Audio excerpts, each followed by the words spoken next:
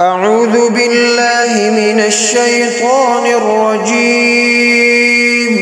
سورة التين مكية. بسم الله الرحمن الرحيم. والتين والزيتون وطور سينين وهذا البلد الأمين.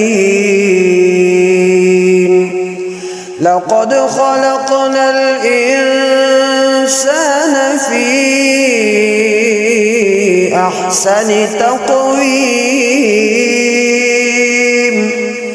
ثم رددناه أسفل سافلين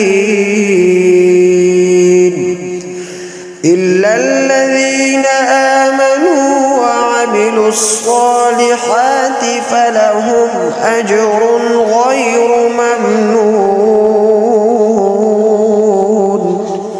فما يكذبك بعد بالدين؟